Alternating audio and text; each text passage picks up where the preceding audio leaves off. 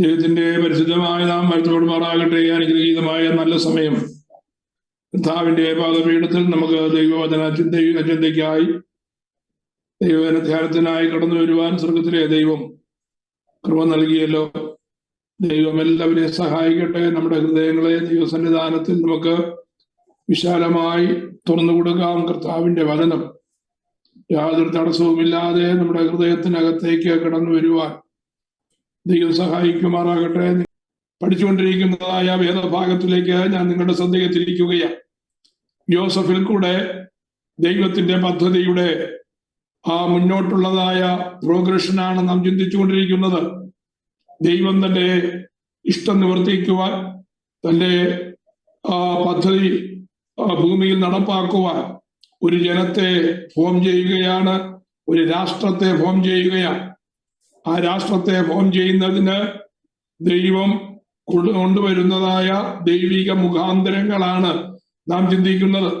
അവിടെ ആ രാഷ്ട്രത്തിന് ഫോം ചെയ്യുന്നതിന് വേണ്ടി ഒരു രാഷ്ട്രത്തിന് അടിസ്ഥാനമിടേണ്ടതിന്, ഒരു ജനതയെ കർത്താവിന് വേണ്ടി സെപ്പറേറ്റ് ചെയ്യേണ്ടതിന് ദൈവം കരങ്ങളിലെടുക്കുന്നതായ ഒരു വ്യക്തിയാണ് യോസഫ് എന്ന് പറയുന്നതായ യാക്കോബിന്റെ 11ാമത്തെ മകൻ. യോസഫിനെ കുറിച്ചുള്ളതായ ദൈവത്തിന്റെ പദ്ധതി പൂർത്തീകരണത്തിലേക്ക് എത്തേണ്ടതിന് 7 സ്റ്റെപ്പുകളായിട്ടാണ് നാം യോസഫിന്റെ ജീവിതത്തെ തിരിച്ച് പഠിക്കുവാനായിട്ട് നാം ശ്രമിക്കുന്നത്. അത് വേദപുസ്തകത്തിൽ അങ്ങനെ തിരിച്ചിട്ടില്ല. നമുക്ക് പഠിക്കുവാനുള്ളതായ എളുപ്പത്തിനു വേണ്ടി ഞാൻ അങ്ങനെ ഒരു ഡിവിഷൻ ഉണ്ടാക്കിയെന്ന് മാത്രമേ ഉള്ളൂ. അതിൽ 5ാമത്തെ സ്റ്റേജാണ് നാം ഇന്ന് ചിന്തിക്കുവാനായിട്ട് ആഗ്രഹിക്കുന്നത്. 1ാമത്തെ സ്റ്റേജ് നമുക്കറിയാം. യോസഫ് തന്റെ പിതാവായ യാക്കോബിന്റെ ഭവനത്തിൽ 17 വയസ്സുവരെ ആയിരുന്നതായ സമയമാണ്. തന്റെ ഇഷ്ടപുത്രൻ. 2ാമത് സഹോദരന്മാർ അവരെ ദ്വേഷിച്ച് ഇസ്മായേൽ അടിമയായിട്ട് വിൽക്കപ്പെടുന്നതായ കാര്യം. 3ാമത്തെ സന്ദർഭം എന്ന് പറയുന്നത് പൊത്തിഫേറിന്റെ ഭവനത്തിലായിരിക്കുന്നതായ സമയമാണ്. 4ാമത്തെ സ്റ്റേജ് എന്ന് പറയുന്നത് യോസഫ് കണ്ട പാനപാത്രവാഹകനും അപ്പക്കാരുടെ പ്രമാണിയും, അതായത് ഫറവോന്റെ ഉദ്യോഗസ്ഥന്മാരായ ആ 2 പേർ കണ്ടതായ സ്വപ്നങ്ങളുടെ നിവൃത്തീകരണത്തിലേക്ക് വരുന്നത് യോസഫിന്റെ ജീവിതത്തിന്റെ ഉയർച്ചയുടെ അടിസ്ഥാനമായി മാറുന്നതായ കാര്യമാണ്. 5ാമത്തെ സ്റ്റേജാണ് നാം ഇന്ന് ചിന്തിക്കുന്നത്. 43, 44, 45 അധ്യായങ്ങളാണ് ആ 5ാമത്തെ സ്റ്റേജിൽ നമുക്ക് ഉൾക്കൊള്ളിക്കുവാനായിട്ട് കഴിയുന്നത്. Price the Lord. ഒരിക്കൽ നഷ്ടപ്പെട്ടു പോയി, ഇനി ഒരിക്കലും കാണാൻ സാധ്യതയില്ല എന്ന് കരുതിയിരുന്നതായ യോസഫിന്റെ സഹോദരന്മാരുമായി യോസഫിന്റെ കൂടിക്കാഴ്ചയുടെ ഘട്ടങ്ങളാണ് 43, 44, 45 അധ്യായങ്ങളിലായിട്ട് നമുക്ക് കാണുവാനായിട്ട് കഴിയുന്നത്. 42ാമത്തെ അധ്യായത്തിൽ നാം ചിന്തിച്ചു യോസഫ് മന്ത്രിയാകുന്നതായ വിഷയമാണ്. യോസഫ് ഫറവോന്റെ 2ാമനായിട്ട് ഉയർത്തപ്പെട്ടു. അവിടെ യോസഫിൽ കൂടെ ഒരു വലിയ ജ്ഞാന പദ്ധതി ഫറവോന്റെ രാജ്യത്ത് വെളിപ്പെടുവാനായിട്ടിടയായി. കനാൻ ദേശത്തും മിസ്രൈമിലുള്ളതുപോലെ തന്നെ കഠിനമായ ക്ഷാമമുണ്ടായി. ആ ക്ഷാമത്തിൽ നിന്ന് കരകയറുന്നതിന് എന്ത് ചെയ്തു? യാക്കോബ് തന്റെ മക്കളെ വിളിച്ചിട്ട് പറഞ്ഞു, മിസ്രൈമിൽ ധാന്യമുണ്ട് എന്ന് ഞാൻ കേട്ടിരിക്കുന്നു, അതുകൊണ്ട് നിങ്ങൾ എന്ത് ചെയ്യണം? ധാന്യം കൊള്ളണമെന്ന് പറഞ്ഞ് തന്റെ മക്കളെ ദ്രവ്യവുമായി അതിനുള്ളതായ പണവുമായിട്ട് മിസ്രൈമിലേക്ക് അയക്കുവാനായിട്ടിടയായി. മിസ്രൈമിൽ എത്തിയതായ യാക്കോബിന്റെ മക്കളെ യോസഫ് തിരിച്ചറിയുകയാണ്. പക്ഷേ താൻ അവരുടെ സഹോദരനാണെന്ന് അറിയിക്കാതെ അവരോട് ഇടപെടുന്നതായ യോസഫിനെയാണ് നമുക്ക് 42ാമത്തെ അധ്യായത്തിൽ കാണുവാനായിട്ട് കഴിയുന്നത്. 42ാമത്തെ അധ്യായത്തിൽ ശിമയോനെ തടങ്കലിൽ വെച്ചുകൊണ്ട് ബാക്കിയുള്ളതായ ആ 9 പേരെയും യാക്കോബിന്റെ അടുക്കലേക്ക് യോസഫ് തിരിച്ചയക്കുന്നതായ കാര്യം നമ്മൾ ചിന്തിച്ചു. ഭവനത്തിൽ ചെന്ന് അവരുടെ ചാക്കുകെട്ടുകൾ തുറന്നു നോക്കിയപ്പോ അവർ കൊണ്ടുപോയതായ പണം അതുപോലെ തന്നെ അവരവരുടേതായ ചാക്കുകളിൽ ഇരിക്കുന്നത് അവർക്ക് ദർശിപ്പാനിടയായി. ഇതെങ്ങനെയാണ് സംഭവിച്ചത് എന്നോർത്ത് അവർ വളരെ വ്യാകുലപ്പെടുകയും ഭയപ്പെടുകയും ചെയ്തു. ഏതായാലും അടുത്ത അവരുടെ കൊണ്ടുപോയതായ ധാന്യം അവസാനിച്ചു കഴിഞ്ഞപ്പോ യാക്കോബ് വീണ്ടും അവരെ നിർബന്ധിക്കുകയാണ്. അവരെ നിർബന്ധിക്കുമ്പോ അവര് പറയുന്നത്, ഞങ്ങൾക്കൊരിക്കലും അങ്ങോട്ട് പോകുവാൻ കഴിയത്തില്ല, കാരണം ഞങ്ങൾക്കറിയാം എന്റെ ഇഷ്ടപുത്രനായ ബെന്യാമീനെ ഞങ്ങളോടുകൂടെ അയക്കുകയില്ല എന്ന് ഞങ്ങൾക്കറിയാം. പക്ഷേ ബെന്യാമീനെ ഞങ്ങളോടുകൂടെ അയക്കുന്നില്ല എങ്കിൽ ഞങ്ങൾക്ക് യാതൊരു കാരണവശാലും തിരികെ ആ ഫറവോന്റെ മന്ത്രിയുടെ അടുക്കലേക്ക് പോകുവാൻ കഴിയുകയില്ല എന്ന് പറയുകയാണ്. അപ്പൊ യാക്കോബ് പറയുന്നത്, നിങ്ങൾ എന്തിനാണ് അങ്ങനെ പറയാൻ പോയത്? നിങ്ങൾക്കൊരു സഹോദരൻ ഉണ്ട് എന്നും ആ സഹോദരൻ പിതാവിനോട് കൂടെ ആയിരിക്കുന്നു എന്നും നിങ്ങൾ എന്തുകൊണ്ടാ പറയാൻ പോയത്? അതുകൊണ്ടല്ലേ ബെന്യാമിനെ കാണണമെന്നുള്ളതായ നിർബന്ധം അദ്ദേഹം പ്രകടിപ്പിച്ചത്. അപ്പോൾ അവർ പറഞ്ഞു, പറയാതിരിക്കാൻ യാതൊരു നിവൃത്തിയുമില്ലാത്തൊരു ഘട്ടത്തിൽ കൂടി ഞങ്ങൾ കടന്നുപോയത്. കാരണം എല്ലാം അറിയുന്നതായ ഒരു വ്യക്തിയെ പോലെ സംസാരിച്ചതായ സംസാരത്തിന് മുമ്പിൽ ഞങ്ങൾക്ക് ഒന്നും ഒളിച്ചു വെക്കുവാനായിട്ട് കഴിഞ്ഞില്ല, എല്ലാം ഞങ്ങൾക്ക് തുറന്ന് പറയേണ്ടി വന്നു എന്ന് അവർ യാക്കോബിനോട് പറയുകയാണ്. ഒരു കാര്യം നമ്മൾ മനസ്സിലാക്കേണ്ടത്, ദൈവജനമായിരിക്കുന്നതായ നമ്മൾക്ക് ഒന്നും ഒളിച്ചു വെക്കുവാൻ കഴിയുകയില്ല, ഒന്നും മറച്ചു വെക്കുവാൻ കഴിയുകയില്ല. ഇന്ന് ഒരുപക്ഷെ മറച്ചു വെക്കാം.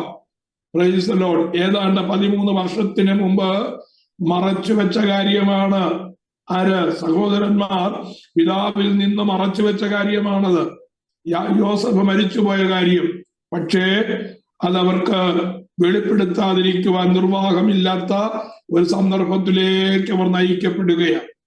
അപ്പൊ നമ്മൾ മനസ്സിലാക്കേണ്ടതായ ഒരു കാര്യം, തൽക്കാലം നാം പലതും ദൈവസന്നിധിയിൽ നിന്നും അല്ലാതെയും ഒക്കെ മറച്ചു വെക്കുന്നത് ഒരു നാൾ പ്രൈസ് ദി ലോർഡ് നാമായി തന്നെ ദൈവമുമ്പാകെ റിവീൽ ചെയ്യുന്നതായ ഒരു ഘട്ടം കടന്നു വരും. അതുകൊണ്ട് പ്രൈസ് ദി ലോർഡ് ഒന്നും മറച്ചു വെക്കത്തക്കതായ വിഷയത്തിലേക്ക് ദൈവജനം കടന്നു പോകാതിരിക്കുവാൻ ശ്രദ്ധിക്കണം എന്ന് പറഞ്ഞ് ഞാൻ ആ ഭാഗം വിടട്ടെ.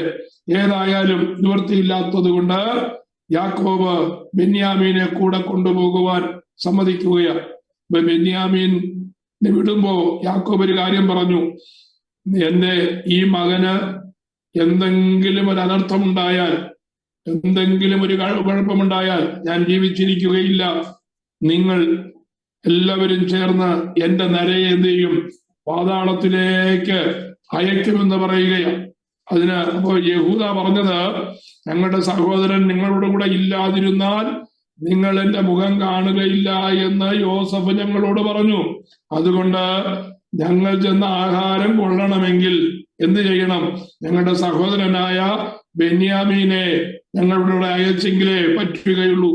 ഏതായാലും നിർബന്ധം കൊണ്ട് ബെന്യാമീനെ അയക്കുവാനായിട്ടിടയായിട്ട് തീർന്നു. ബെന്യാമീനുമായി അവർ പോകുന്നതായ ഭാഗമാണ് നമുക്ക് 43-ാമത്തെ അധ്യായത്തിൽ കാണുവാനായിട്ട് കഴിയുന്നത്. യോസഫ് സഹോദരന്മാര് യോസഫിന്റെ അടുത്ത് വന്നു, ബെന്യാമീൻ ഉൾപ്പെടെ. ബെന്യാമീൻ യോസഫ് അവർക്ക് ഭയങ്കരമായ സ്വീകരണം നൽകുന്നത് കാണുവാനായിട്ട് കഴിയും. 16-ാമത്തെ വാക്യം മുതൽ യോസഫ് കൽപ്പിച്ചതുപോലെ എന്ത് ചെയ്തു? അവന്റെ വേലക്കാർ ചെയ്തു. അവരെ കൂട്ടിവരുത്തി അവർക്ക് നിഷ്ഠാനമായ ഭോജനം നൽകുവാനിടയായി. ഏതായാലും അവർക്ക് ഭോജനമൊക്കെ നൽകി കാര്യമായ സ്വീകരണമൊക്കെ കൊടുത്തിട്ട് ഒടുവിൽ അവരെ തിരികെ അയക്കേണ്ടതായ സമയം കടന്നു വന്നു. Price the Lord. അപ്പോ ബെന്യാമീനെ ഏതായാലും ഞങ്ങളുടെ കൂടെ നിർത്തണം, ഇവിടെ എന്റെ കൂടെ നിർത്തണമെന്ന് യോസഫ് ശഠിക്കുവാനിടയായി, നിർബന്ധമായി പറയുവാനിടയായി. Price the Lord. അപ്പൊ യോസഫിന് തന്റെ സ്വന്തം സഹോദരനായ ബെന്യാമീനോട് വലിയ സ്നേഹം തോന്നി. ആ സ്നേഹം മറ്റുള്ളവരുടെ മുമ്പിൽ പ്രകടിപ്പിക്കുവാൻ കഴിയത്തില്ലല്ലോ. അതുകൊണ്ട് അടക്കാൻ വന്നതായ വലിയ കരച്ചിൽ അടക്കുവാൻ കഴിയാതെ, സഹോദരന്മാർ കാണാതെ അകത്തുപോയി കരഞ്ഞ് മുഖമെല്ലാം കഴുകി തുടച്ച് വൃത്തിയായി തിരിച്ച് അവരുടെ അടുക്കലേക്ക് യോസഫ് വരുവാനിടയായി. അപ്പൊ യോസഫിന്റെ മനസ്സിലെ ആ ഒരു വികാരം നമുക്ക് മനസ്സിലാക്കുവാൻ കഴിയും. കഴിഞ്ഞ 13 വർഷമായി കാണാതിരുന്നതായ തന്റെ ഇളയ സഹോദരനെ കണ്ടിട്ടും തന്റെ സഹോദരനാണ് എന്ന് വെളിപ്പെടുത്തുവാൻ കഴിയാതിരിക്കുന്നതായ ഒരു സന്ദർഭം. ആ സന്ദർഭം യോസഫ് അത് തരണം ചെയ്യുവാനിടയായി. ഏതായാലും സഹോദരന്മാർ മടങ്ങിപ്പോകുവാനായിട്ട് ഇടയായി. മടങ്ങിപ്പോകുമ്പോ ബെന്യാമീന് പ്രത്യേക ഓഹരി കൊടുത്താണ് ബെന്യാമിനെ വിടുന്നത്. മാത്രമല്ല ബെന്യാമീന്റെ ആ ധാന്യം നിറച്ചതായ ചാക്കിൽ യോസഫിന്റെ ആഹാരം കഴിക്കുന്ന പാനപാത്രം അവനത് വെക്കുവാനായിട്ട് ഇടയായിട്ട് തീർന്ന കാര്യം നമുക്ക് 43-ാമത്തെ അധ്യായത്തിൽ കാണുവാനായിട്ട് കഴിയും. വെള്ളിയും ബെന്യാമീന്റെ ചാക്കിൽ വെള്ളിക്കപ്പുമായിട്ട് യോസഫിനെ മടക്കി അയക്കുകയാണ് 44-ാമത്തെ അധ്യായത്തിൽ. അവരെ ഭവനത്തിൽ ചെല്ലുന്നതിന് മുമ്പേ യോസഫ് ഒരു യാത്രയായ ഉടനെ അവരുടെ പുറകെ തന്റെ ആൾക്കാരെ വിട്ടു. അവരൊരു പക്ഷേ സത്രത്തിൽ വിശ്രമിക്കുമ്പോൾ യോസഫ് അയച്ചതായ അവന്റെ വേലക്കാർ അവരുടെ അടുക്കലെത്തി. എന്നിട്ട് യോസഫ് ചോദിച്ചു, യോസഫിന്റെ ആൾക്കാർ സഹോദരന്മാരോട് ചോദിക്കുകയാണ്, നിങ്ങൾ എന്താണ് ചെയ്തത്? നിങ്ങൾ വലിയ ഒരു ചതിയാണല്ലോ ചെയ്തത്. നിങ്ങളെ സ്നേഹിക്കുന്ന, നിങ്ങളെ കരുതുന്നവരോട് നിങ്ങൾ ഇങ്ങനെയാണോ ചെയ്യുന്നതെന്ന് ചോദിച്ച് വലിയ രീതിയിൽ ശകാരം തുടങ്ങുവാനായിട്ടിടയായി. അവരുടെ സംസാരത്തിന് മുമ്പിൽ എന്താ കാര്യമെന്നറിയാതെ സഹോദരന്മാർ പകച്ചു നിൽക്കുമ്പോ അവര് പറഞ്ഞു, ഞങ്ങളുടെ യജമാനന്റെ ഭവനത്തിൽ നിന്ന് ഇന്ന സാധനങ്ങൾ കാണാതെ പോയി, അത് നിങ്ങൾ എടുത്തു എന്നാണ് ഞങ്ങളുടെ യജമാനൻ പറഞ്ഞത്. അപ്പൊ അവര് പറഞ്ഞു, ഞങ്ങൾ ഒരിക്കലും അങ്ങനെ എടുക്കുകയില്ല, ഞങ്ങൾ പരമാർത്ഥികളാണ്, ഞങ്ങൾ ഒരിക്കലും എടുക്കുകയില്ല എന്ന് പറഞ്ഞ് അവരുടെ നിരപരാധിത്വം ആ വേലക്കാരുടെ മുമ്പിൽ തുറന്നു പറഞ്ഞു. പക്ഷേ വേലക്കാർ പറഞ്ഞു, അങ്ങനെയല്ല, നിങ്ങളുടെ ചാക്ക് അഴിക്കണം. ആരുടെ ചാക്കിലാണോ ഈ ഞങ്ങളെ കാണാതെ പോയ ആ വസ്തുക്കൾ കണ്ടു കിട്ടുന്നത്, അവൻ യജമാനന് എന്നേക്കുമായി അടിമയായിരിക്കണം. ഏതായാലും ബെന്യാമീന്റെ ചാക്കഴിച്ചു.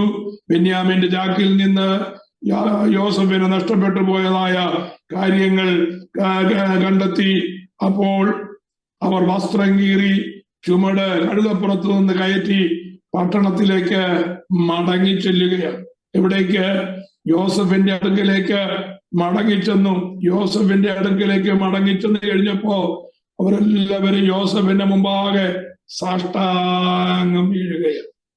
നോക്കിക്ക്, യോസഫ് കണ്ടതായ സ്വപ്നം അതുപോലെ നിവർത്തിക്കപ്പെടുകയാണ്.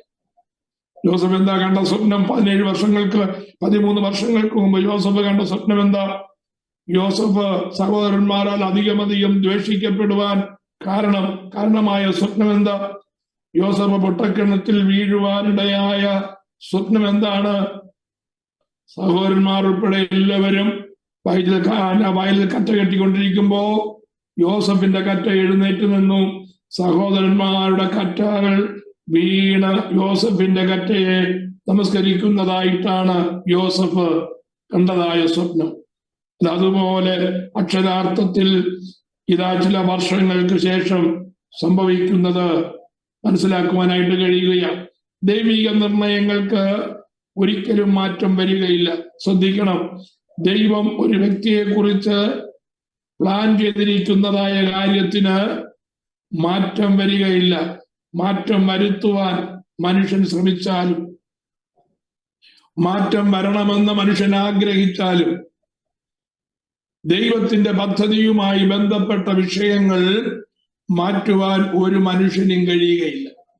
യോസഫിനെ മിസ്രൈമിലേക്ക് അയക്കണമെന്നും യോസഫ് മുഖാന്തരം ഇസ്രായേൽ ജനം മുഴുവനും മിസ്രൈമിൽ വരണമെന്നും മിസ്രൈമിൽ ഒരു രാഷ്ട്രമായി തീരുന്നതുവരെ മിസ്രൈമിൽ തന്നെ അവിടെ പാർക്കണമെന്നുമുള്ളതായ ദൈവത്തിന്റെ പ്ലാനാണത്.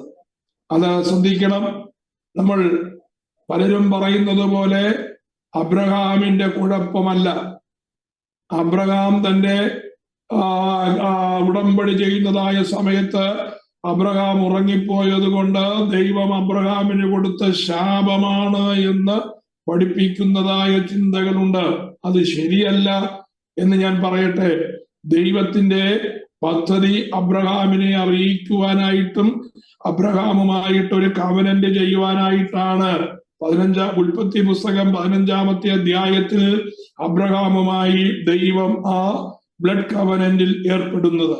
ദൈവം നിരുപാധികമായി അബ്രഹാമിൽ നിന്ന് തിരിച്ചൊന്നും തന്നെ ചോദിക്കാതെ നിരുപാധികമായി അബ്രഹാമിനോട് ചെയ്യുന്ന ഉടമ്പടിയാണ് നമുക്ക് അധ്യായത്തിൽ വായിപ്പാൻ കഴിയുന്നത്.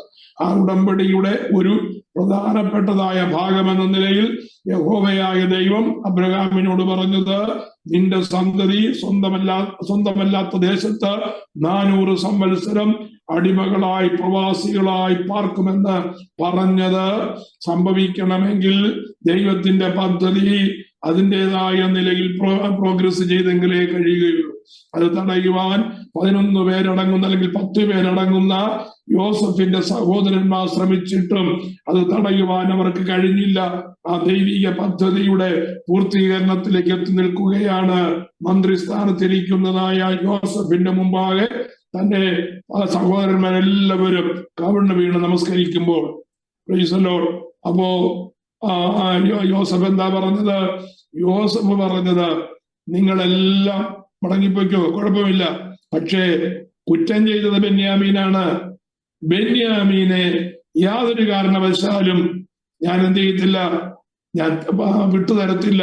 അവൻ കുറ്റം ചെയ്തവനാണ്, അവൻ ഇവിടെ പാർക്കും, ഇവിടെ എന്റെ കൂടെ ആയിരിക്കും, അവനെ ഒരിക്കലും വിട്ടുതരത്തില്ല എന്ന് പറഞ്ഞ് യോസഫ് കടുത്ത സമ്മർദ്ദത്തിൽ സഹോദരന്മാരെ ആക്കുവാൻ ഇടയായി.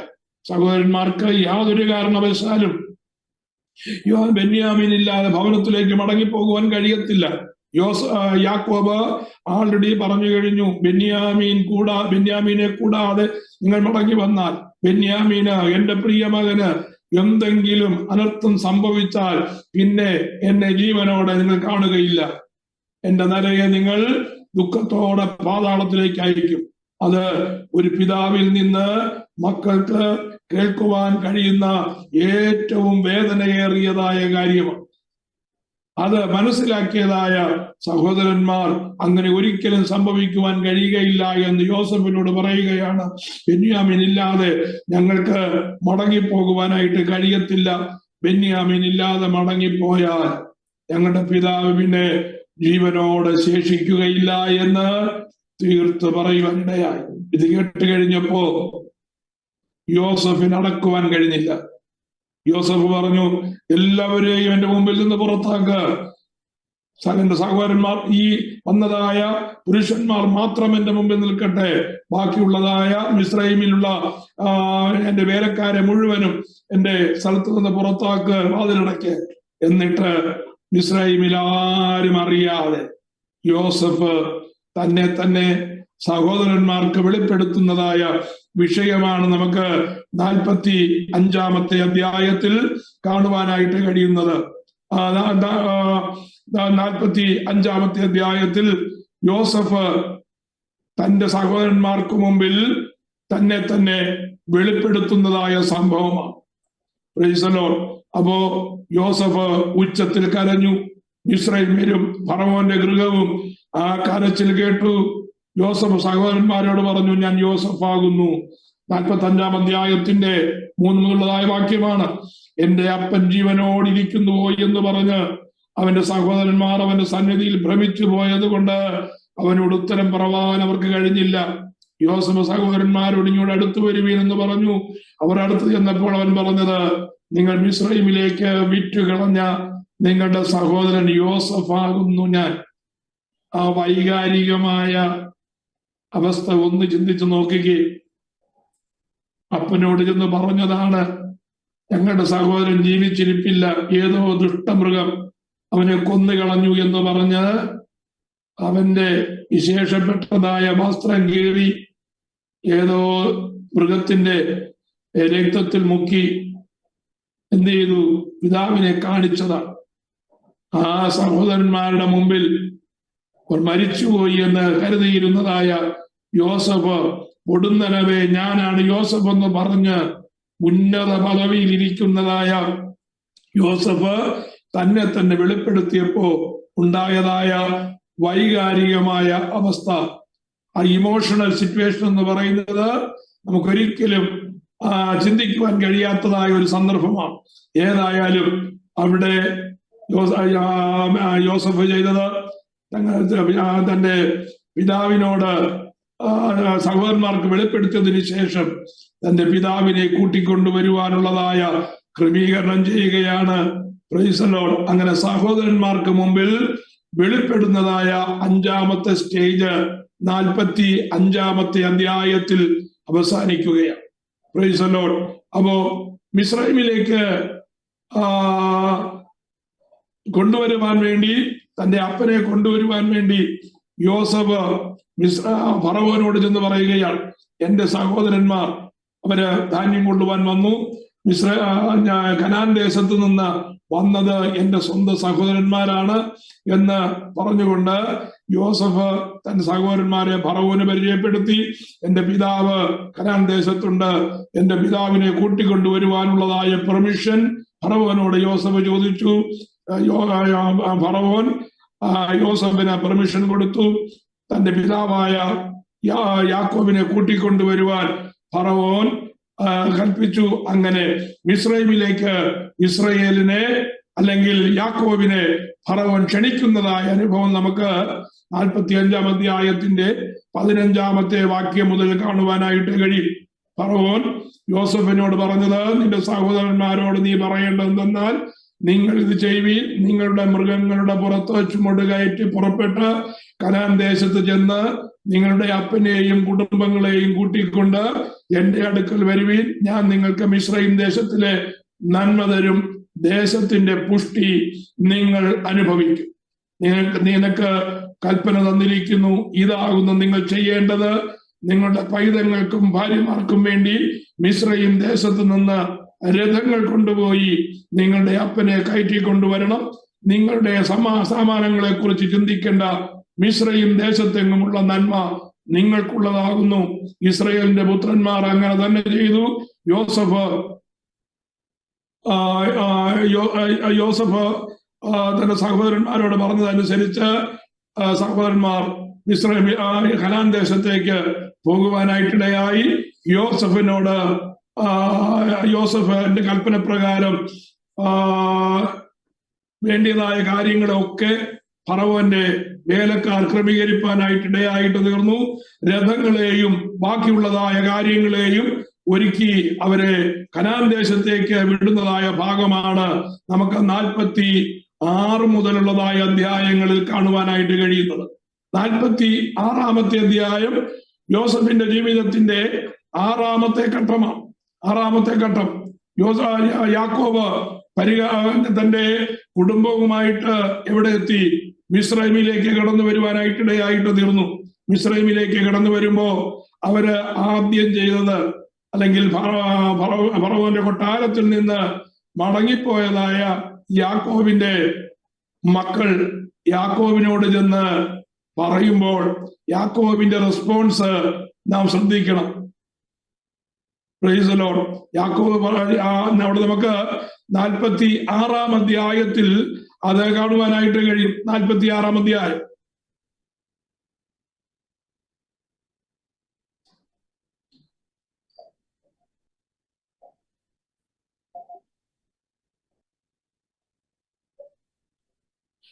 യാക്കോബ് തന്റെ കുടുംബങ്ങളുമായിട്ട് മിസ്രൈമിലേക്ക് വരികയാണ്. 46-ന്റെ 1 വായിക്കുമ്പോ, അനന്തരം ഇസ്രായേൽ തനിക്കുള്ള സകലവുമായി യാത്ര പുറപ്പെട്ട് ബേർശേബയിലെത്തി തന്റെ പിതാവായ ഇസഹാക്കിന്റെ ദൈവത്തിന് യാഗം കഴിച്ചു.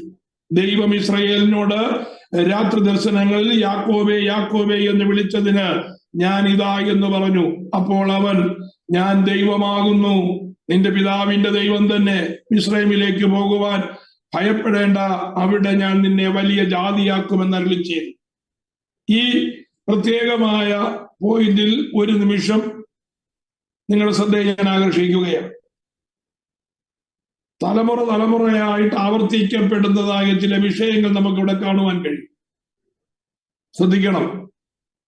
അബ്രഹാമിന്റെ ജീവിതത്തിൽ ഉൽപ്പത്തി പുസ്തകം 12-ാം അധ്യായം വായിക്കുമ്പോൾ അബ്രഹാമിന്റെ കാലത്ത് ഒരു ക്ഷാമം ഉണ്ടായി. പല പ്രാവശ്യം നമ്മൾ ചിന്തിച്ച കാര്യമാണ്. അബ്രഹാമിന്റെ കാലത്ത് എന്തുണ്ടായി? ഒരു ക്ഷാമം ഉണ്ടായി. അബ്രഹാം എന്ത് ചെയ്തു? മിസ്രൈമിലേക്ക് ഇറങ്ങിപ്പോയി. ആരോടെങ്കിലും ചോദിച്ചോ? തന്നെ വിളിച്ചിറക്കിക്കൊണ്ടുവന്ന് ദൈവത്തോട് ചോദിച്ചതായി അവിടെ രേഖപ്പെടുത്തിയിട്ടില്ല. സാറയോട് ചോദിച്ചോ എന്ന് ചോദിച്ചു കഴിഞ്ഞാൽ നമുക്കറിയത്തില്ല, അതും രേഖപ്പെടുത്തിയിട്ടില്ല. മിസ്രൈമിൽ ക്ഷാമമുണ്ടായി എന്ന് കേട്ട് കഴിഞ്ഞപ്പോ, കനാൻ ദേശത്ത് ക്ഷാമമുണ്ടായി എന്ന് മനസ്സിലായി കഴിഞ്ഞപ്പോ അബ്രഹാം എന്ത് ചെയ്തു? മിസ്രൈമിലേക്ക് ഇറങ്ങി. ഏതാണ്ട് 15 വർഷം മിസ്രൈമിൽ താൻ പാർത്തു. മടങ്ങി വരുമ്പോ മിസ്രൈമിലെ ദാസിയായ ഹാഗാറും കൂടെ. ഹാഗാർ മുഖാന്തരം ഉണ്ടായ പ്രശ്നങ്ങളൊക്കെ നമുക്കറിയാം. അത് താൽക്കാലികമായിരുന്നില്ല. അത് തലമുറയായി അബ്രഹാമിന്റെ സന്തതിക്ക് ഒരു വലിയ ഹെഡേക്കായി മാറിയതായ ഇസ്മയേല്യരുടെ ആരംഭം അവിടെ. ദൈവത്തോട് ചോദിക്കാതെ സാഹചര്യങ്ങൾ നോക്കി സാഹചര്യത്തിന്റെ പുഷിങ്ങോടുകൂടെ ഒരു വിഷയത്തിനകത്തേക്ക് അകപ്പെട്ടാൽ പിന്നെ ഉണ്ടാകുന്നതായ ദോഷങ്ങൾ എല്ലാം ഫേസ് ചെയ്തേ മതിയാകത്തുള്ളൂ. അത് ആ ശോധനകളിൽ കൂടെ, ആ പ്രയാസങ്ങളിൽ കൂടെ ഒക്കെ കടന്നു പോകണം. അബ്രഹാമിന്റെ അതിന്റെ ദോഷം മനസ്സിലായി. അബ്രഹാം ഇസഹാക്ക് ജനിച്ചു കഴിഞ്ഞപ്പോ ഇസഹാക്കിനെ വിളിച്ച് മടിയിരുത്തി അബ്രഹാമിന്റെ ജീവചരിത്രമെല്ലാം അബ്രഹാം പറഞ്ഞു കൊടുക്കുകയാണ്. അബ്രഹാം എവിടെയായിരുന്നെന്നും എന്തായിരുന്നെന്നും അന്ന് കൽദയ ദേശത്തായിരുന്നതും യഹോവയായ ദൈവം പലപ്പോഴായി അബ്രഹാമിനെ സന്ദർശിച്ചതും അബ്രഹാമിന് യഹോവയായ ദൈവമാണ് സത്യദൈവമെന്ന് വെളിപ്പെട്ടതുമായ കാര്യങ്ങളൊക്കെ അബ്രഹാം ആർക്ക് പറഞ്ഞു കൊടുത്തുകൊണ്ടിരുന്നു? ഇസഹാക്കിന് തന്റെ ബാല്യത്തിലേ പറഞ്ഞു കൊടുത്തുകൊണ്ടിരുന്നു. അതുകൊണ്ട് തന്നെ അബ്രഹാമിന്റെ ദൈവമായ യഹോവയായ ദൈവവുമായിട്ട് ഒരു വലിയ ഇന്റിമസി ആർക്കുണ്ടായി? ഇസഹാക്കിനുണ്ടായി. ഇസഹാക്കിന് ഏതാണ്ട് 33 വയസ്സായപ്പോഴാണ് ഇസഹാക്കിനെ യാഗം കഴിക്കാൻ കൊണ്ടുപോകുന്നത്. ബാലനല്ല. ബാലൻ എന്നുള്ളതായ വാക്കിന് അവിടെ മലയാളത്തിൽ വായിക്കുന്നെങ്കിലും ബാലൻ എന്ന് എഴുതിയിരിക്കുന്ന ആ എബ്രായ പദത്തിന് വിവാഹം കഴിക്കാത്ത അല്ലെങ്കിൽ വിവാഹം കഴിക്കുവാൻ പ്രായമായതായ യൗവനക്കാരൻ എന്നുള്ള അർത്ഥത്തിലാണ്. അപ്പോ നമുക്ക് ബാക്കിയുള്ള കാര്യങ്ങളൊക്കെ ചിന്തിക്കുമ്പോ ഏതാണ്ട് അത് ആ പ്രായമാണ് ഇസഹാക്ക്. പോട്ടെ, നമുക്ക് അതിനകത്ത് ഗവേഷണം ചെയ്ത് അതിനകത്ത് ഡിസ്പ്യൂട്ട് ഉണ്ടാക്കേണ്ട കാര്യമില്ല. ഏതായാലും ആ യൗവനക്കാരനെ കൊണ്ടുപോകുമ്പോ ഒരു എതിർപ്പും പറയാതിരുന്നതിന് കാരണം സകലത്തെയും സൃഷ്ടിച്ചതായ ദൈവമാണ് എന്റെ ദൈവം, ആ ദൈവമാണ് എന്നെ യാഗം കഴിക്കണമെന്ന് എന്റെ പിതാവിനോട് പറഞ്ഞത് എന്ന് ഉറച്ചത് കൊണ്ടാണ് ഇസഹാക്ക് അതിന് സബ്മിസീവായി തീർന്നത്. പക്ഷേ നമ്മൾ ചിന്തിക്കണം, അത് കഴിഞ്ഞിട്ട് നമ്മൾ 26-ാമത്തെ അധ്യായത്തിൽ വായിക്കുന്നു, ഉൽപ്പത്തി പുസ്തകം 26-ാമത്തെ അധ്യായത്തിൽ വായിക്കുന്നു. അബ്രഹാമിന്റെ മരണശേഷമാണ്. അബ്രഹാമിന്റെ കാലത്തുണ്ടായതായ ക്ഷാമം കൂടാതെ കനാൻ ദേശത്ത് വീണ്ടും ഒരു ക്ഷാമം ഉണ്ടായി. ആരുടെ സമയത്ത്? ഇസഹാക്കിന്റെ സമയത്ത്. അടുത്ത തലമുറയിലേക്ക് വിഷയം ആവർത്തിക്കുകയാണ്. ഇസഹാക്ക് എന്ത് ചെയ്തു? അബ്രഹാമിനെ പോലെ ചെയ്തില്ല. നമ്മൾ വായിക്കുന്നത് ഇസഹാക്ക് ദൈവത്തോട് ചോദിച്ചു. 26-ാം അധ്യായത്തിലാണ് കേട്ടോ. ദൈവത്തോട് ചോദിച്ചു. ദൈവം പറഞ്ഞു, നീ മിസ്രൈമിലേക്ക് പോകരുത്, ഞാൻ കൽപ്പിക്കുന്ന ഈ ദേശത്ത് പാർക്കണം. ഇവിടെ ക്ഷാമമുണ്ടായാലും ആ ക്ഷാമത്തിന്റെ മധ്യത്തിലും നിന്നെ പോറ്റുവാൻ, നിന്നെ പുലർത്തുവാൻ, ഒന്നുമില്ലായ്മയുടെ നടുവിലും നിന്നെ പരിപാലിക്കുവാൻ എനിക്ക് കഴിയും. അതുകൊണ്ട് നീ എന്ത് ചെയ്യണം? ഞാൻ കൽപ്പിക്കുന്ന ഈ ദേശത്ത് പാർക്കണം. നീ മിസ്രൈമിലേക്ക് ഇറങ്ങിപ്പോകരുതെന്ന് പറഞ്ഞു. ഇസഹാക്ക് അത് പൂർണ്ണമായിട്ട് അംഗീകരിച്ചു. ക്ഷാമമുണ്ട്, അതുകൊണ്ട് എനിക്ക് പോയെങ്കിലേ പറ്റുകയുള്ളൂ എന്ന് പറഞ്ഞ് പോയില്ല. പാർക്കുവാൻ പറഞ്ഞ ദേശത്ത് ഇസഹാക്ക് പാർത്തു. ഇസഹാക്കിനെ കുറിച്ച് നമ്മൾ വായിക്കുന്നത്, ഇസഹാക്ക് ആ ദേശത്ത് വിതച്ചു. ക്ഷാമമുണ്ടോ, മഴയില്ലയോ, വരണ്ട ദേശമാണോ എന്നൊന്നും ഇസഹാക്ക് നോക്കിയില്ല. ഇസഹാക്ക് ആ ദേശത്ത് വിതച്ചു. ആ ആണ്ടിൽ 100 മേനി വിളവുണ്ടായെന്ന് വായിക്കുന്നത്.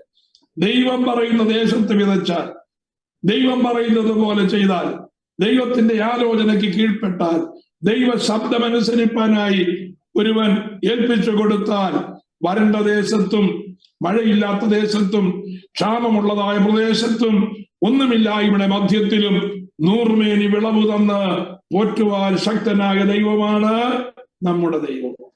അത് ഇസഹാക്കിന് മനസ്സിലായി. യാക്കോബ് ജനിച്ചു കഴിഞ്ഞപ്പോ ഇസഹാക്ക് യാക്കോബിനെ എടുത്ത് മടിയിരുത്തി. എന്നിട്ട് പറഞ്ഞു, മോനെ, എന്റെ അപ്പനായ അബ്രഹാമിന്റെ കാലത്തിൽ ക്ഷാമമുണ്ടായി കേട്ടോ. എന്റെ അപ്പൻ ഇസ്രായേലിലേക്ക് ഇറങ്ങിപ്പോയി. എന്റെ സമയത്തും ഒരു ക്ഷാമമുണ്ടായി. ആ ക്ഷാമത്തിന്റെ സമയത്ത് ദൈവം എന്നോട് പറഞ്ഞു ഇസ്രായേലിലേക്ക് പോകരുതെന്ന് പറഞ്ഞു. അപ്പോ ഈ രണ്ട് സംഭവം അറിയാം. ഇസ്രായേലിലേക്ക് പോയാലുള്ള കുഴപ്പം അറിയാം, ഇസ്രായേലിലേക്ക് പോയില്ലെങ്കിൽ പോകാതിരുന്നുള്ള ഗുണവും അറിയാം. ഇത് രണ്ടും അറിയാവുന്നതായ യാക്കോബ് കഴിഞ്ഞ 13 വർഷമായി നഷ്ടപ്പെട്ടതായ തന്റെ ഇഷ്ടപുത്രനായ യോസഫ് രഥങ്ങളും പരിവാരങ്ങളും സമ്മാനങ്ങളും ഒക്കെ ആയിട്ട് അയച്ച് ഈ യാക്കോബിനെ മിസ്രൈമിലേക്ക് കൊണ്ടുപോകുവാൻ വലിയ സന്നാഹങ്ങളോടുകൂടെ കാര്യങ്ങൾ ക്രമീകരിക്കുമ്പോ യാക്കോബ് എന്ത് ചെയ്തു? അവൻ ബേർശേബയിലെത്തി. അവൻ ബേർശേബയിലെത്തിയിട്ട് അവിടെ നിന്ന് ഒരടി മുന്നോട്ട് പോയില്ല. അവൻ ദൈവത്തോട് അവൻ സമ്പാദിക്കുകയാണ്. വലിയ കൺഫ്യൂഷനിൽ അവൻ എത്തിയിരിക്കുകയാണ്. മിസ്രൈമിലേക്ക് പോയെങ്കിലേ പറ്റുള്ളൂ. കാരണം എന്റെ ഇഷ്ടപുത്രനെ ഞാൻ മരിക്കുന്നതിന് മുമ്പ് ഒന്ന് കാണണമെങ്കിൽ എനിക്ക് മിസ്രൈമിൽ പോകണം. മിസ്രൈമിൽ പോയാൽ തിരിച്ചു വരുമെന്നുള്ള കാര്യത്തിൽ തീർച്ചയില്ല. കാരണം എന്റെ മകൻ അവിടുത്തെ ഉന്നത ഉദ്യോഗസ്ഥനാണ്. അവനെ വിട്ട് മടങ്ങി വരുവാൻ ഒരുപക്ഷെ സാധിച്ചില്ല എന്ന് വരും. അപ്പൊ മിസ്രൈമിലേക്ക് പോയാൽ മടങ്ങി വരുവാൻ സാധിക്കാതെ വന്നാൽ എന്തു ചെയ്യും? മിസ്രൈമിലേക്ക് പോയാൽ എന്റെ വല്യപ്പത്തിന് സംഭവിച്ചതായ ദോഷം എനിക്ക് സംഭവിക്കാൻ സാധ്യതയുണ്ടോ? അതോ എന്റെ അപ്പന് സംഭവിച്ചതായ അനുഗ്രഹം മിസ്രൈമിലേക്ക് പോകാതിരുന്നാൽ എനിക്കിവിടെ ലഭിക്കാൻ സാധിക്കുമോ എന്ന് വിചാരിച്ചുകൊണ്ട് യാക്കോബ് വല്ലാതെ വിമിഷ്ടപ്പെടുകയാണ്. ഒന്നും ചെയ്യുവാൻ കഴിയാതെ രണ്ട് വിഷയങ്ങളാലും യാക്കോബ് ഞെരുങ്ങുവാനിടയായി. മിസ്രൈമിലേക്ക് പോയാൽ നിശ്ചയമായും അവിടെ ദൈവഹിതമല്ലാത്തത് സ്ഥലത്ത് നടക്കാൻ സാധ്യതയുണ്ട്. ചിലത് എന്റെ ജീവിതത്തോട് പറ്റിച്ചേരാൻ സാധ്യതയുണ്ട്. തോൽവി സംഭവിക്കാൻ സാധ്യതയുണ്ട്. എന്റെ തലമുറകൾക്ക് അത് ദോഷമായി വരുവാൻ സാധ്യതയുണ്ട്. അതുകൊണ്ട് മിസ്രൈമിലേക്ക് പോകുവാൻ എനിക്ക് താല്പര്യമില്ല എന്നുള്ളതായ നിലയിൽ ബേർശേബയിൽ എന്ത് ചെയ്തു? അവൻ അവിടെ പാർക്കുകയാണ്. ബേർശേബയ്ക്ക് വലിയ പ്രത്യേകതയുണ്ട്. ഞാൻ അതിലേക്ക് കടക്കുന്നില്ല. ബേർശേബയിൽ വെച്ചാണ് ഹാഗാറിന് ദൈവത്തിന്റെ പ്രത്യക്ഷത ഉണ്ടായത്. അത് യാക്കോബിന് നന്നായിട്ട് അറിയാം. ചരിത്രങ്ങളൊക്കെ അറിയാവുന്ന യാക്കോബാണ്. അതുകൊണ്ട് ഞാൻ ദൈവത്തെ കണ്ടു എന്ന് പറഞ്ഞ്, അല്ലെങ്കിൽ ദൈവത്തെ കാണാൻ ഇടയായി തീർന്ന ആ സ്ഥലം, ദൈവത്തിങ്കിൽ നിന്നൊരു പ്രൊവിഷൻ ലഭിച്ചതായ ആ സ്ഥലം, ദാഹിച്ചു വലഞ്ഞ് ചൂരച്ചെടിയുടെ തണലിൽ കിടന്ന് നിലവിളിച്ചതായ, മരണപ്രാണത്തോടെ നിലവിളിച്ചതായ ഇസ്മയേലിനു വേണ്ടി അവന്റെ കണ്ണുനീർ കണ്ട് അവിടെ നിന്ന് ഉറവ തുറന്നതായ സ്ഥലമാണ് ബെർശേബ. ആ ബെർശേബയിൽ അവൻ വന്ന് പാർത്തിട്ട് പ്രത്യാശയോടെ ദൈവമുഖത്തേക്ക് നോക്കുകയാണ്. കർത്താവേ, എനിക്കൊരു മറുപടി തരണം. Price the Lord. ആ പ്രാർത്ഥനയുടെ മുമ്പിൽ, അല്ലെങ്കിൽ ആ ഹൃദയ വാഞ്ഛയുടെ മുമ്പിൽ യഹോവയായ ദൈവം അവന് പ്രത്യക്ഷപ്പെട്ട് പറയുകയാണ്, നീ എന്ത് ചെയ്യണ്ട? മിസ്രൈമിലേക്ക് പോകുവാൻ ഭയപ്പെടേണ്ട. മിസ്രൈമിലേക്ക് പോകുവാൻ നീ ഭയപ്പെടേണ്ട. നീ എന്ത് ചെയ്യുക? ബാക്കിയുള്ള കാര്യങ്ങളൊക്കെ ഞാൻ ക്രമീകരിച്ചു കൊള്ളാം. മിസ്രൈമിലേക്ക് യഹോവയായ ദൈവത്തിന്റെ ആ ഇഷ്ടപ്രകാരം, അല്ലെങ്കിൽ കൽപ്പന പ്രകാരമാണ് യാക്കോബ് മിസ്രൈമിലേക്ക് പോകുവാൻ തീരുമാനമെടുക്കുന്നത്. ഞാൻ പറഞ്ഞു വന്നതിന്റെ താല്പര്യം, തലമുറയായി റിപ്പീറ്റ് ചെയ്യപ്പെടുന്നതായ പ്രശ്നങ്ങൾ നമ്മുടെ ജീവിതത്തിൽ കടന്നു വരും. എന്നാൽ അപ്പൻ ചെയ്തതുപോലെ മക്കൾ ചെയ്യരുത്. അപ്പന്മാരുടെ വഴി ശരിയായിരിക്കണമെന്നില്ല. Praise the Lord. അപ്പന്മാർ ചെയ്യുന്നത് ദൈവത്തിന് ഹിതമാണോ അല്ലയോ എന്നുള്ള കാര്യം അപ്പനും ദൈവവുമായിട്ടാണ് തീർക്കേണ്ടത്. അപ്പൻ ചെയ്യുന്നത് പോലെ മക്കൾ ചെയ്യുവാൻ ഇടയാകരുത്. എന്നെ കേൾക്കുന്നതായ പിള്ളേരുൾപ്പെടെ ദൈവഹിതമല്ലാത്തതായ വിഷയങ്ങൾ മനസ്സിലാക്കി അതിൽ നിന്ന് ഒഴിഞ്ഞു നിൽക്കുവാൻ പ്രൈസ് ദി ലോർഡ് പരിജ്ഞാനം പ്രാപിച്ചതായ ദൈവത്തിന്റെ ജനം തയ്യാറാകണം. വ്യക്തിപരമായി ഓരോരുത്തരെയും ദൈവം കണ്ടതായ ഉദ്ദേശം വേറെയാണ്. യാക്കോബിനെ കുറിച്ചുള്ളതായ ഉദ്ദേശമല്ല യോസഫിനെ കുറിച്ചുള്ളത്. അബ്രഹാമിനെ കുറിച്ച് ചെയ്തെടുക്കേണ്ടതായ കാര്യങ്ങളുടെ അളവല്ല ഇസഹാക്കിൽ കൂടെ യഹോവയായ ദൈവം നിർണയിച്ചെടുത്തത്. അബ്രഹാമിൽ കൂടെയും ഇസഹാക്കിൽ കൂടെയും ചെയ്തതായ കാര്യമല്ല യാക്കോബിൽ കൂടെ ദൈവം ചെയ്തത്. ദൈവത്തിന്റെ പദ്ധതി പ്രോഗ്രസീവാണ്. ഓരോരുത്തരിലും കൂടെ ദൈവം ചെയ്യുന്നതായ ഓരോരുത്തർ മുഖാന്തരം ദൈവം ചെയ്യുന്നതായ പ്രവൃത്തികൾക്ക് വ്യത്യാസമുണ്ട്. അതുകൊണ്ട് വഴിയിൽ വെച്ച് ചെയ്തു പോകുന്നതായ അവിവേകങ്ങൾക്ക് തലമുറകൾ ഒരിക്കലും അതിനകത്ത് ഭാഗഭാക്കാകുവാൻ പാടില്ല. ഇവിടെ യാക്കോബ് എന്താ ചെയ്തത്? ദൈവത്തോട് ചോദിക്കുകയാണ് മിസ്രൈമിലേക്ക് പോകുന്ന കാര്യം. കൃത്യമായ ഉത്തരമാണ്, നീ മിസ്രൈമിലേക്ക് പൊയ്ക്കോ, ഞാനാണ് നിന്നെ അയക്കുന്നത്. മിസ്രൈമിലേക്ക് യാക്കോബിൽ കൂടെ ചെയ്തെടുത്ത കാര്യമല്ല യോസഫിൽ കൂടെ ദൈവം ചെയ്തത്. മനസ്സിലായോ? യാക്കോബ് കനാൻ ദേശത്ത് തന്നെ പാർക്കണമെന്നുള്ളതാണ് ദൈവത്തിന്റെ നിർണയമെങ്കിൽ യോസഫ് കനാൻ ദേശത്ത് പാർത്ത് അവിടെ ഒരു രാഷ്ട്രമാക്കി ജനത്തെ മാറ്റുക എന്നുള്ളതല്ല യോസഫിൽ കൂടെ ദൈവം ചെയ്തത്. ദൈവത്തിന്റെ പദ്ധതി പൂർത്തീകരിക്കേണ്ടതിന് വേണ്ടി അബ്രഹാമിൽ നിന്ന്, ഇസഹാക്കിൽ നിന്ന്, യാക്കോബിൽ നിന്ന് വ്യത്യസ്തമായ ഒരു പദ്ധതിയാണ് ആരിൽ കൂടെ ചെയ്തെടുത്തത്? യോസഫിൽ കൂടെ ചെയ്യുന്നത്. അതുകൊണ്ട് യാക്കോബിനെ മിസ്രൈമിലേക്ക് അയക്കേണ്ടത് അനിവാര്യമായതുകൊണ്ട് ദൈവം യാക്കോബിനെ മിസ്രൈമിലേക്ക് അയക്കുകയാണ്. നാം ചെയ്യുന്നതായ കാര്യങ്ങൾക്ക് വ്യക്തമായ ദൈവിക നിർണയങ്ങൾ നാം പ്രാപിക്കണം. അതിനാണ് ദൈവം നമുക്ക് ജ്ഞാനം നൽകിയിരിക്കുന്നത്. Price the Lord. ഞാനത് പറഞ്ഞ് ആ ചാപ്റ്റർ അവിടെ നിർത്തുകയാണ്. Price the Lord. നമ്മുടെ ഭാവിയെ സംബന്ധിക്കുന്ന കാര്യങ്ങൾ, നമ്മുടെ നാളെയെ സംബന്ധിക്കുന്ന കാര്യങ്ങൾ, നമ്മുടെ നീക്കങ്ങളെ സംബന്ധിക്കുന്ന കാര്യങ്ങൾ മാനുഷിക ആലോചനയെക്കാളുപരി ദൈവികമായ നിർണയങ്ങൾക്ക് പ്രാധാന്യം കൊടുക്കുന്നു എങ്കിൽ മാത്രമേ കാര്യങ്ങൾ സുഗമമായി മുന്നോട്ട് പോകുകയുള്ളൂ എന്ന് ഒരു പ്രാവശ്യം കൂടെ ഓർപ്പിച്ച് ഞാൻ ആ ഭാഗം വിടുകയാണ്. Price the Lord. അങ്ങനെ യോസഫ് എന്ത് ചെയ്തു? യാക്കോബ് എന്ത് ചെയ്തു? യോസഫിന്റെ നിർണയപ്രകാരം താൻ മിസ്രൈമിലേക്ക് എത്തിച്ചേരുവാനായിട്ടിടയായിട്ട് തീർന്നു. മിസ്രൈമിൽ എത്തിച്ചേർന്നതായ ആ യാക്കോബിന്റെ കുടുംബത്തിന്റെ പശ്ചാത്തലം അല്ലെങ്കിൽ കുടുംബത്തിന്റെ വിവരണം നമുക്ക് വളരെ പ്രധാനമായി മനസ്സിലാക്കേണ്ട ഒരു കാര്യമാണ്. ഞാൻ അതിൽ നിന്ന് ഒന്നും ചിന്തിക്കുവാനായിട്ട് പോകുന്നില്ല.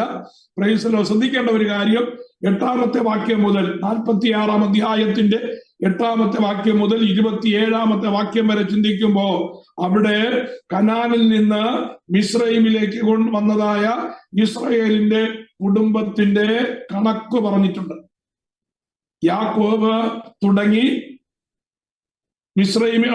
കനാൻ ദേശത്ത് നിന്ന് മിസ്രൈമിലേക്ക് വരുന്നതായ ആൾക്കാരുടെ എണ്ണം എന്ന് പറയുന്നത് 70 പേരാണ്.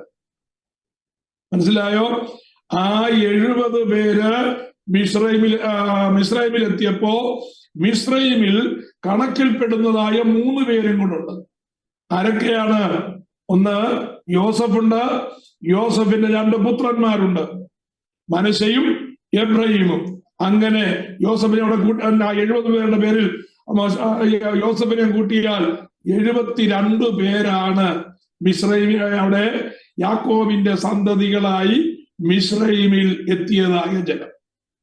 ആ 72 പേരിൽ നിന്നാണ് ചുരുങ്ങിയ വർഷം കൊണ്ട് 6 ലക്ഷം വരുന്ന പുരുഷന്മാർ യോദ്ധാക്കളുടെ എണ്ണമായി ഇസ്രയേൽ വർദ്ധിക്കുവാനിടയായിട്ട് തീർന്നത്. ദൈവത്തിന്റെ പ്രവൃത്തി എത്ര അത്ഭുതകരമായി യാക്കോബിന്റെ ഭവനത്തിൽ വെളിപ്പെട്ടു എന്നുള്ളതാണ് അവിടെ നമുക്ക് മനസ്സിലാക്കുവാൻ കഴിയുന്നത്. 70 പേരടങ്ങിയതായ ഒരു ചെറിയ സംഘം മിസ്രൈമിലെത്തി. ചുരുങ്ങിയ വർഷം കൊണ്ട് അവരെന്ത് ചെയ്തു? എണ്ണമറ്റതായ ഒരു ജനമായിട്ട് മാറുവാനായിട്ടിടയായി. എത്തിയതായ ജനം എന്താ ചെയ്തത്? യോസഫുമായിട്ടുള്ളതായ യാക്കോബ് യോസഫും തമ്മിലുള്ളതായ കൂടിക്കാഴ്ച നമുക്ക് 28 മുതൽ 30 വരെയുള്ളതായ വാക്യങ്ങൾ കാണുവാനായിട്ട് കഴിയും. 13 വർഷമായി കാണാതിരുന്നതും ഒരിക്കലും കാണുവാൻ സാധിക്കുകയില്ല എന്ന് കരുതിയിരുന്നതും മരിച്ചുപോയി എന്ന് വിശ്വസിക്കപ്പെട്ടിരുന്നതുമായ യോസഫിനെ നേരിൽ കണ്ടു കഴിഞ്ഞപ്പോ ആ യാക്കോബിന്റെ മനോഭാവം നമുക്ക് 28 മുതൽ 30 വരെയുള്ളതായ വാക്യങ്ങൾ വായിച്ചാൽ മനസ്സിലാക്കുവാനായിട്ട് കഴിയും. അപ്പനും മകനും തമ്മിൽ കൂട്ടിമുട്ടുന്നതായ ആ കൂടിക്കാഴ്ച യോസഫ് എന്ത് ചെയ്തു? അത് കഴിഞ്ഞതിന് ശേഷം യോസഫ് ഫറവോനെ മീറ്റ് ചെയ്യുവാനായിട്ട് പോയി ചില സഹോദരന്മാരും ചേർന്ന്. എന്നിട്ട് യോസഫ് കൊടുത്തതായ നിർദ്ദേശമനുസരിച്ച് മിസ്രയീം ദേശത്ത് ഏറ്റവും ഫലഭൂയിഷ്ടമായ ഗോശൻ ദേശം അവകാശമായി ഞങ്ങൾക്ക് വേണമെന്ന് ഫറവോനോട് ചോദിക്കുവാൻ ആരാവശ്യപ്പെട്ടു? യോസഫ് ആവശ്യപ്പെട്ടു. കാരണം കഴിഞ്ഞ ചില വർഷങ്ങൾ കൊണ്ട് യോസഫിന് മിസ്രയീമിന്റെ എല്ലാ ദേശങ്ങളെയും കുറിച്ച് നന്നായി അറിയാം. യാക്കോബിനെ സംബന്ധിച്ച് അല്ലെങ്കിൽ യാക്കോബിന്റെ കുടുംബത്തെ സംബന്ധിച്ച് അവരുടെ കന്നുകാലികൾ, ആടുമാടുകൾ വളരെ വലുതാണ്. അവരുടെ ആടുമാടുകളെ പോഷിപ്പിക്കണമെങ്കിൽ ഒരു വലിയ പുൽപ്രദേശം ആവശ്യമാണ്. ആ പുൽപ്രദേശം യോസഫ് മനസ്സിലാക്കിയത് ഏറ്റവും ഫലഭൂയിഷ്ടമായ ആ പ്രദേശം ഗോശൻ ദേശമാണെന്ന് മനസ്സിലാക്കിയിട്ട് യോസഫ് പറഞ്ഞതനുസരിച്ച് യോസഫിന്റെ സഹോദരന്മാർ ഫറവോനോട് ഗോശൻ ദേശം അവർക്ക് പാർക്കുവാൻ ചോദിച്ചു. ഫറവോന് യോസഫിനോടുള്ളതായ ഇഷ്ടം കൊണ്ട് ഗോശൻ ദേശം അവർക്ക് അവകാശമായി കൊടുത്തു. എന്തുകൊണ്ടാണ് ഗോശൻ ദേശം ആ ഒരു പെർട്ടിക്കുലർ ദേശം അവകാശമായി കൊടുക്കുവാൻ കാരണം? ആ പെർട്ടിക്കുലർ ദേശത്ത് മാത്രം പാർക്കുന്നതായ ഇസ്രയേലിനുമായി ഒരു അകലം മിസ്രയീമ്യർക്ക് കീപ്പ് ചെയ്യുന്നതിന് വേണ്ടിയാണ്. ശ്രദ്ധിക്കണം, ഞാൻ നേരത്തെ ഒരു പ്രാവശ്യം ഓർപ്പിച്ചതാണ്. മിസ്രയീമ്യരെ സംബന്ധിച്ച് അവര് ഹൈ സൊസൈറ്റി പീപ്പിളാണ്. പക്ഷേ കനാൻ ദേശത്ത് പാർത്തിരുന്ന ഇസ്രയേലിനെ സംബന്ധിച്ച് അവർ ദേശാടനക്കാരാണ്. അബ്രഹാം എങ്ങനെയാ പാർത്തത്? കൂടാരങ്ങളിൽ പാർത്തുകൊണ്ട് ദേശങ്ങൾ തോറും ദേശത്ത് നിന്ന് ദേശത്തേക്ക് അവർ പാർക്കുക, ചെല്ലുന്ന ദേശത്ത് കൂടാരമടിച്ച് പാർക്കുക. അപ്പൊ അവര് നാടോടികളെ പോലെ, അവർക്കൊരു പെർമനന്റ് ആയിട്ടുള്ളതായ പ്രദേശമില്ല, പെർമനന്റ് ആയിട്ടുള്ളതായ ഒരു പാർപ്പിടമില്ല. കന്നുകാലികളുടെ പോഷിപ്പിക്കുന്നതിനനുസരിച്ച് അവർ ദേശത്ത് നിന്ന് ദേശത്തേക്ക് ഇങ്ങനെ മൂവ് ചെയ്തുകൊണ്ടിരിക്കുന്നത് ആൾക്കാരാണ്. അപ്പോ ജാതീയപരമായി കരുതിയാൽ മിസ്രയീമ്യരെ സംബന്ധിച്ച് കന്നുകാലി വളർത്തൽ തൊഴിലാക്കിയിരുന്നതായ ഇസ്രയേലിനെ അവർക്ക് വെറുപ്പായിരുന്നു.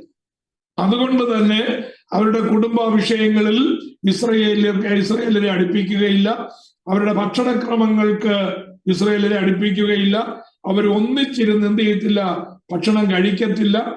കുടുംബങ്ങൾ തമ്മിലുള്ളതായ ബന്ധം അവർക്ക് ഇഷ്ടമല്ല, ആർക്കും മിസ്രയീമ്യർക്ക് ഇഷ്ടമല്ല. അപ്പോ മിസ്രയീമ്യർ ഗോശൻ ദേശത്ത് പാർക്കുന്ന ഇസ്രയേലിയരുമായി ഒരകലം കീപ്പ് ചെയ്യത്തക്കതായ ഒരു സന്ദർഭം അവിടെ ഉടലെടുക്കുവാനായിട്ടിടയായി. ദൈവത്തിന്റെ പദ്ധതിയാണ്. ഏതെങ്കിലും കാരണവശാൽ മിസ്രയീമ്യർ ഇസ്രയേലിനെ അനുവദിച്ചു കഴിഞ്ഞാൽ ഇവർ ഒരു സ്ഥിരതയുമില്ലാത്ത ആൾക്കാരാണ്. സാഹചര്യത്തിനനുസരിച്ച് മൂവ് ചെയ്യുന്ന കൂട്ടരാണ് ഈ ഇസ്രയേൽ എന്ന് പറയുന്നത്. അല്ലെങ്കിൽ യഹൂദന്മാരുടെ സ്വഭാവം അന്നും ഇന്നും അങ്ങനെയാണ്. അപ്പോ മിസ്രയീമ്യരുമായിട്ടൊന്ന് അടുക്കാനായിട്ട് ഇടയായി തീർന്നാൽ എന്ത് സംഭവിക്കും? മിസ്രയീമ്യരുമായിട്ട് അങ്ങ് ഇടകലരും. അത് നമ്മുടെ ശേഖേമിൽ വെച്ച് കണ്ടതാണ്. ശേഖേമിൽ സംഭവം എന്താണെന്ന് ഓർമ്മയുണ്ടായിരിക്കുമല്ലോ. ഉൽപ്പത്തി പുസ്തകം 34-ാം അധ്യായത്തിൽ യാക്കോബ് വരുന്ന വഴിക്ക് ബഥേലിൽ പോകേണ്ടതിന് പകരം ശേഖേമിൽ എന്ത് ചെയ്തു? പാളയമടിച്ചു. അവിടെ വലിയ കുഴപ്പമുണ്ടായതായിട്ട് നമുക്ക് പഠിക്കുവാനായിട്ടിടയായി. അതുപോലെ കുഴപ്പം ഇവിടെ ഉണ്ടാകുമായിരുന്നു. അതുകൊണ്ട് ദൈവമായിട്ട് തന്നെ ഒരു സെപ്പറേഷൻ ആർക്ക് നൽകി? ഇസ്രായേലർക്ക് നൽകി. ഇസ്രായേലരും തമ്മിൽ ഇടകലരാത്ത വിധത്തിൽ, തമ്മിൽ ചേരാത്ത വിധത്തിൽ, അവരുടെ സംസ്കാരവുമായി, അവരുടെ ദൈവിക ചിന്തയുമായി, അവരുടെ ബഹുദൈവ വിശ്വാസത്തിന്റെ ആ ഒരു ലൈനിലേക്ക് തിരിയാതെ വണ്ണം, അവരുമായിട്ടുള്ളതായ വിഗ്രഹാരാധനയിലോ അന്യദേവ സമ്പർക്കത്തിലോ പെടാതെ വണ്ണം ദൈവം അവരെ സെപ്പറേറ്റ് ആയിട്ട് സൂക്ഷിക്കേണ്ടതിന് വേണ്ടിയാണ് മിസ്രൈമിലേക്ക് തന്നെ അവരെ കൊണ്ടുവരുവാനിടയായിട്ട് തീർന്നത്. വേറെ ഏത് സ്ഥലത്തേക്ക് കൊണ്ടുപോയാലും ഈ ഒരു സെപ്പറേഷൻ ആർക്ക് കിട്ടത്തില്ല? ഇസ്രായേലർക്ക് കിട്ടത്തില്ല.